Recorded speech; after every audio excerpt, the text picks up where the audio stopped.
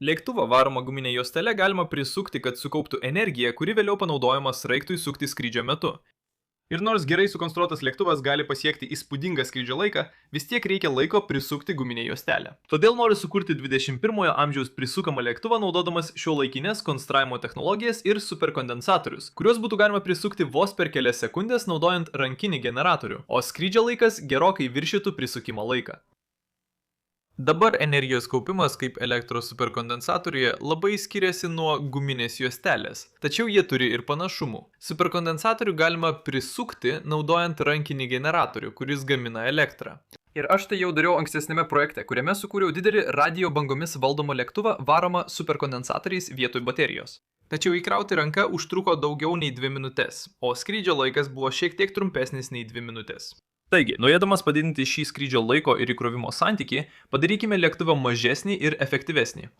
Dažna medžiaga mažiems lėktuvėliams su guminė juostele yra balza, nes ji labai lengva, tačiau darbas su ja atima daug laiko, o to prototipų kūrimo tikslais norėčiau išvengti.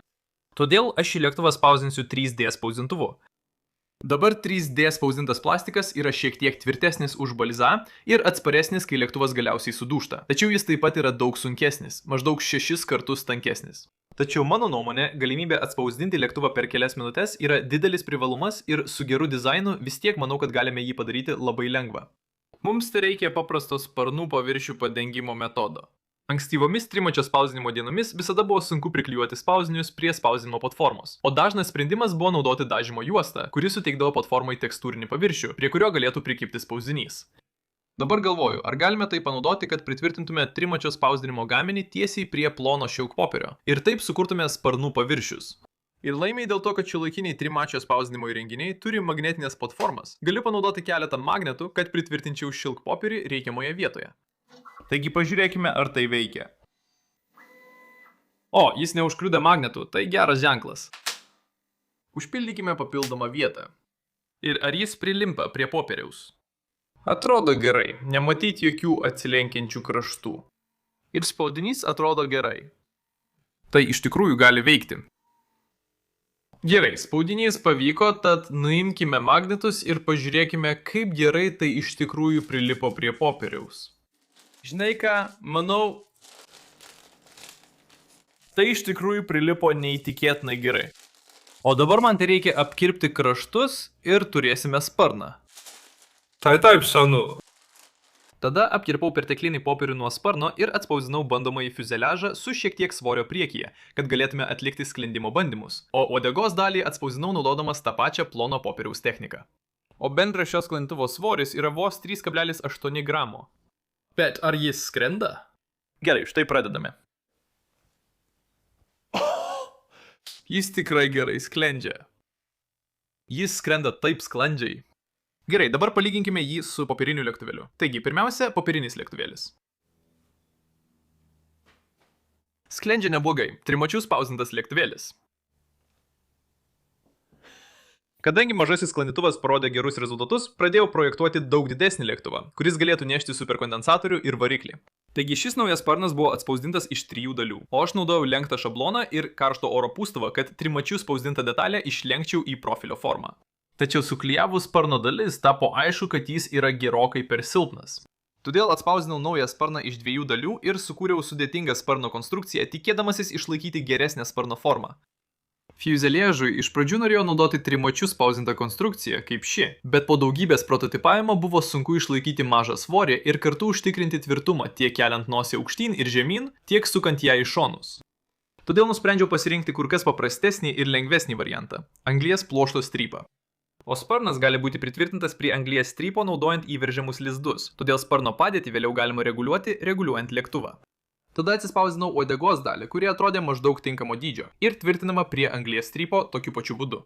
Tada priekyje galima pritvirtinti nosies svorį, plieninį varžtą, kad būtų galima atlikti sklendimo bandymą. Iš pradžių atrodė, kad sklendžia tikrai gerai. Sparnai išlinko aukštyn, sudarydami V formą, kad būtų užtikrintas stabilumas riedėjimo metu. Ir lėktuvas skrido gražiai bei lėtai. Bet tada nutiko tai.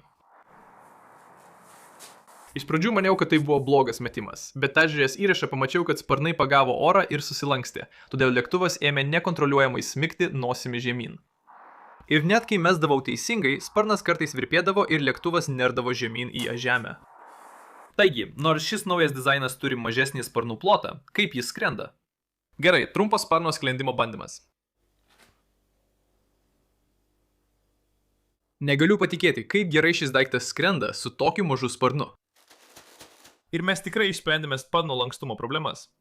Taigi, mes išsprendėme sparno lankstumo problemą ir atrodo, kad jis gerai sklendžia, bet jis tikrai neatrodo kaip labai efektyvus sparnas. Dėl savo trumpos kvadratinės formos jis labiau primena parašiutą. Dabar sparno kvadratiškumas atsiranda dėl trumpo sparnų mojo ir didelio stygos pločio, o santykis tarp šių matmenų vadinamas pailgumo koeficientu. O šis konkretus sparnas turi mažą pailgumo koeficientą, kas yra puiku dėl konstrukcinių priežasčių ir manevringumo. Tačiau kai aukšto slėgio oras po sparnu teka aplink sparno galus, susidaro didelės sūkuriai, kurie padidina indukuotoją pasipriešinimą ir sumažina efektyvumą. Tačiau jei padidinsime pailgumo koeficientą padidindami sparnų mojį, slėgis po sparnu pasiskirstys per didesnį plotį, todėl sparno galuose susidarys mažesni sūkuriai ir tikėtina sumažės indukuotasis pasipriešinimas. Ir mes galime dar labiau padidinti pajėgumo koeficientą sutrumpindami sparno stygą, dėl ko sparnas tampa panašesnis į tikrą sparną.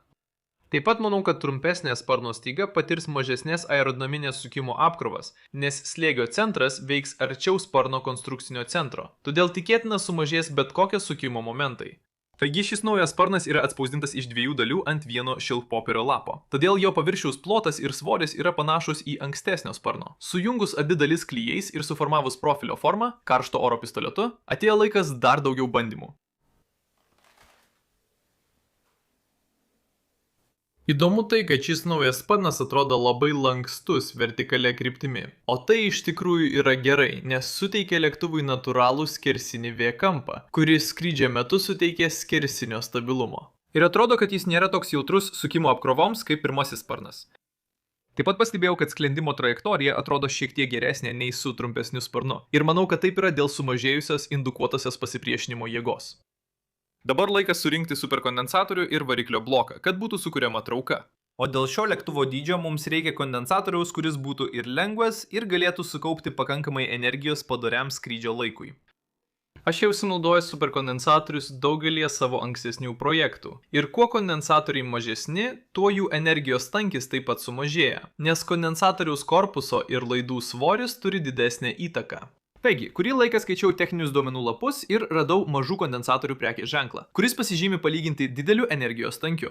Ir jei prie šios lentelės pridėsiu papildomą stulpelį, rodantį energijos tankį, galite matyti, kaip jis didėja didėjant kondensatorių dydžiui. 100 faradų kondensatorius yra maždaug 6 kartus geresnis nei 1 farado kondensatorius. Nors 100 faradų kondensatorius sveria 20 gramų, jis yra gerokai per sunkus šiam lėktuvui. Tada ištraukiau visas šios lentelės reikšmės ir sudariau grafiką, kuriame energijos tankis vaizduojamas priklausomai nuo talpos. Ir tai parodė įdomią kreivę. Energijos tankis sparčiai didėja mažiems kondensatoriams, o po 10 faradų kondensatoriaus pradeda lygėti. Taigi nusprendžiau užsisakyti 10 faradų kondensatorius, nes jie yra geras balansas energijos kaupimo atžvilgiu. Ir sverdami šiek tiek daugiau nei 3 gramus turėtų būti tobuli šiam lėktuvui. Tada nusipirkau keletą mikro šepetėlinių variklių, kurie dažnai naudojami mažuose žaisliniuose dronuose. Ir jie paprastai veikia su vieno elemento ličio baterija, kurios įtampa svyruoja nuo maždaug 3 iki 4 voltų. Ir jie naudoja šiuos pigius, žemos kokybės sraigtus, nes efektyvumas nėra jų pagrindinis prioritetas. Tačiau kadangi superkondensatoriai yra skirti maksimaliam tik 2,7 voltų įtampai, mes turėtume galėti naudoti šiek tiek didesnį ir geriau suprojektuotą sraigtą, kuris turėtų padėti pagerinti efektyvumą. Tada aš atspausdinau lengvą laikiklį trimačiu spausdintuvu, kuris laiko kondensatorių ir variklį kartu ir tvirtinasi prie lėktuvo priekio, naudojant tą pačią trinties tvirtinimo techniką kaip ir sparnas. Tada, norėdamas įkrauti lėktuvą, galiu naudoti savo namuose pagamintą trimačiu spausdintuvu atspausdintą rankinį generatorių, kurį sukūriau ankstesniame vaizdo įraše. Vienintelė problema ta, kad neturiu jokio būdo patikrinti, kada lėktuvas yra visiškai įkrautas. Šiame generatoriuje yra įmontuotas voltmetras, bet jis įsijungia tik pasiekus maždaug 3 voltus. O kadangi kondensatoriai yra skirti tik 2,7 voltų įtampai, tai gali juos susprogdinti. Taigi radau mažą analoginį voltmetrą, kuris rodo nuo 0 iki 3 voltų, kurį galiu įmontuoti į trimačiu spausdintuvu atspausdintą dėžutę ir prijungti reikiamus laidus, kad įkraučiau lėktuvą. Ir tai veikia puikiai, nes galiu prijungti generatorių prie kondensatoriaus ir jį įkrauti vos per kelias sekundės. O tada prijungiu variklį, kad sukauptą energiją paversčiau trauka. O visas lėktuvo svoris yra tik 15,6 gramo, tad sparno apkrova mažesnė nei popierinio lėktuvėlio. Taigi pažiūrėkime, ar jis skris.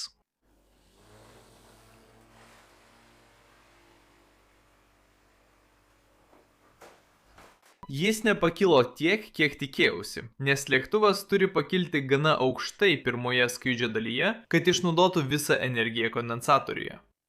Bet įkraukim jį ir pabandom dar kartą. Taip, jam šiek tiek trūksta traukos. Laimiai turi šiek tiek didesnį variklį, kuris turėtų sukurti pakankamą trauką. Taip pat perdariau sparno tvirtinimą, kad sparnas būtų aukščiau, nes taip sumažėja oro srauto už propelerio trukdymas. Ir kadangi traukos linija dabar yra žemiau sparno, tai natūraliai turėtų priversti lėktuvą kilti skrydžio pradžioje. Tada, kai kondensatorius išsikraus, lėktuvas išsilygins ir lėtai sklies žemyn. Tikiuosi panaudodamas visą kondensatoriuje sukauptą energiją, kad maksimaliai pailgintų skrydžio laiką. Gerai, taigi šiandien yra bandymų diena. Laukia yra apie -2 laipsnius Celsijaus, bet visiškai nėra vėjo, o tai tobula. O gerai. Pridžiundžiu įkrovimo laidą ir jau yra 0,5 volto, vadinasi, liko šiek tiek įkrovos. Bet jei mes ją pasuksime, iš karto gauname 2,5 volto. Ramiai, po truputį. Štai ir pradėjome. Oho, wow, čia tiek daug galios. O, jis virpa. O, ne. Man sukals į galvą. Oho, tai pakilo daug aukščiau nei tikėjausi.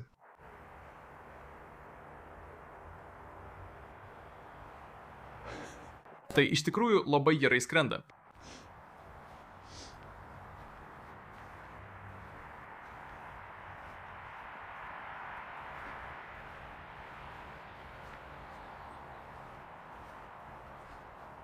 Dar vienas ratas? Negaliu patikėti, kaip ilgai tai skrido.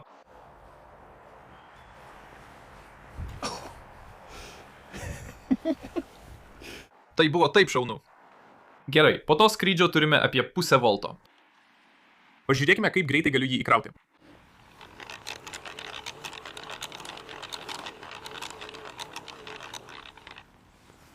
Tai buvo gana greita.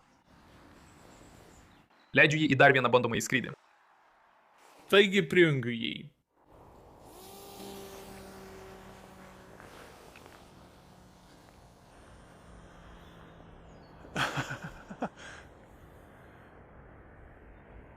Tai geras skrydis, jis pakilo gražiai ir aukštai.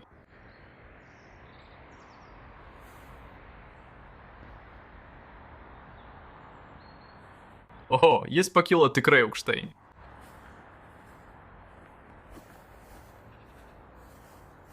Prašau, neskraidyk virš tvoros, nes tada nusileisi ant šlapios žolės.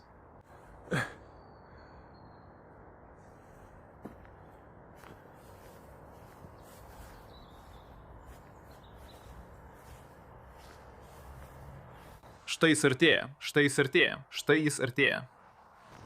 O, puikiai. Po 2 labai sėkmingų skrydžių įkroviau lėktuvą ir leidau jį į dar vieną skrydį. Tačiau lėktuvui sunkiai sekėsi kilti. Pagalvojau, kad galbūt popierius dėl drėgno ūkanoto oro sugėrė šiek tiek drėgmės ir tikriausiai padidino lėktuvo svorį. Ir po kelių skrydžių drėgnas popierinis sparnas visiškai prarado savo tvirtumą.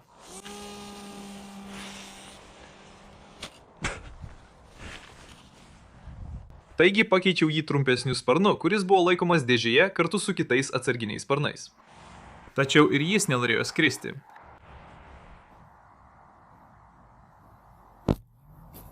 Taip, pažiūrėkit tai. Tai yra sparnai, kuriais aš iš tikrųjų nesuskridęs, jie buvo tik atsarginiai. Žinau, kad jie iš pradžių buvo gana lankstus, bet dabar tai tiesiog juokinga. Ir visi jie tokie tapo vien dėl to, kad buvo šiame šaltame, ūkanotame ore. Taigi manau, kad šios plonus popierinius lėktuvėlius reikia laikyti arba ramiems vasaros vakarams, arba skraidimui viduje. Taigi, nors plonas popierius ir sunkiai susidoroja su drėgme, galimybė trimačiu spausdintuvu tiesiogiai spausdinti ant popieriaus reiškia, kad galiu pastatyti visiškai naują lėktuvėlį greičiau nei per 20 minučių. O lėktuvėliui, kuris skrenda 45 sekundės vos po 4 sekundžių užsukimo, sakyčiau, tai įrodo, kad superkondensatoriai iš tikrųjų yra tinkamas būdas sukurti modernų užsukamą lėktuvėlį. Labai ačiū, kad žiūrėjote.